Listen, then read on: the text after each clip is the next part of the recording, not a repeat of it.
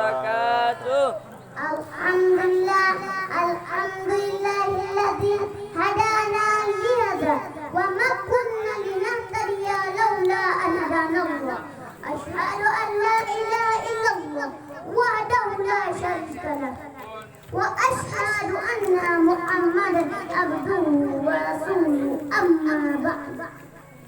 Puji syukur marilah sama-sama kita panjatkan kehadirat Allah Subhanahu wa taala yang mana oleh Allah yang telah menciptakan langit tanpa tiang, bumi tanpa landasan.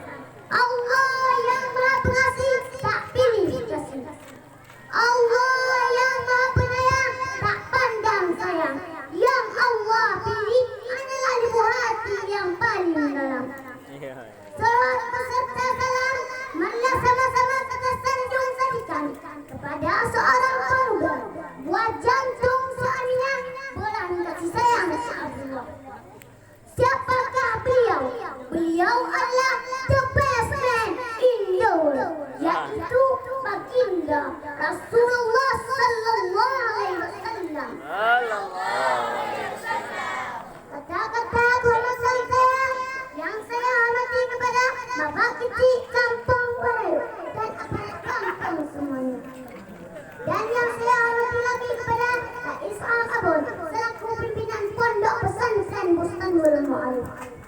Dan yang saya hormati lagi kepada Dewan Juri yang telah mengingat saya pada malam ini. Dan yang teristimewa sekali buatnya Ustaz Protokol yang sudah masang lidahnya hanya untuk memberi saya. Kalau saya pikir-pikir dan saya renungan tak nasihat untuk mengungkap ini tema. Namun mengingat hadis Nabi, walau anni walau ayatan, sampaikan olehmu walau satu ayat. Maka pada kesempatan kali ini saya akan menyampaikan sebuah pidato yang bertema menyikapi perkembangan impact secara Islami. Hadirin hadirat yang dirahmati oleh Allah, maraknya arus informasi menjadi tren di era globalisasi. Zaman tradisional ini berganti dengan zaman milenial. Sikap sosialis kian menipis, kehidupan individualis kian merajalela, tersandung begitu tragis. Kalau zaman dahulu anak-anak sibuk pengajian, namun sekarang anak-anak sibuk dihantui oleh bayang-bayangan internet. Tiap malam beredar, badan kurus tak terpikirkan. Orang-orang semakin lalai dengan urusan dunia, berjingkrak-jingkrak sombong di muka bumi Allah ini. Sedangkan perihal akhirat sering terabaikan. Ini adalah salah satu dampak yang ditimbulkan karena semakin canggihnya inovasi dunia. Hal ini sudah pernah disinggung oleh Rasulullah dalam kitab Arba'in Nawawi karangan Imam Yahya bin Sharif. Bismillahirrahmanirrahim. Idza lam tastahi fasna ma syi'ta.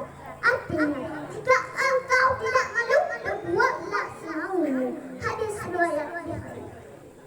Akan tetapi hadirin seiring dengan perkembangan iptek yang kian hari semakin maju yang tak pernah terbantahkan, juga memberi banyak manfaat di kehidupan umat manusia, dapat kita lihat yang mana zaman dahulu pada masa Rasulullah sallallahu alaihi wasallam alat transportasi andalan adalah unta. Namun sekarang manusia bisa bermanja-manja naik pesawat terbang Garuda. Zaman dulu untuk mengirim pesan masih pakai surat. Namun sekarang tinggal install aplikasi WhatsApp. Urusan kelar cepat banget. Zaman dulu menunggu informasi butuh waktu berjam-jam. Namun sekarang tinggal berkawan dengan Mbah Google. Super sekian detik. Urusan beres jauh berbeda. Hadirin yang berbahagia, sejalan dengan kemajuan ilmu pengetahuan dan teknologi yang betul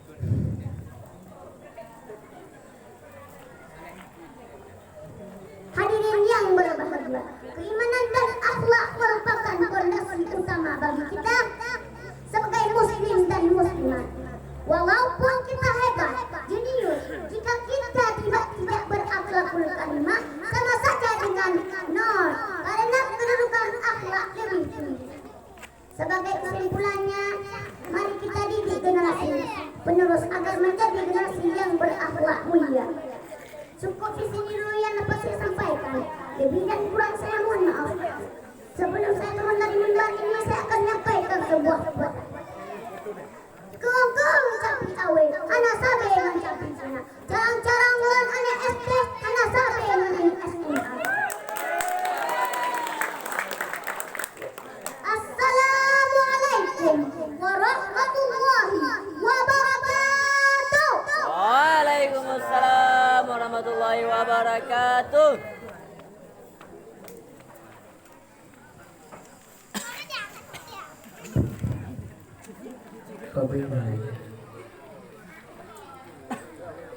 Dewan Hakim yang terhormat, para peserta yang masih semangat, peserta yang memesan turun atas nama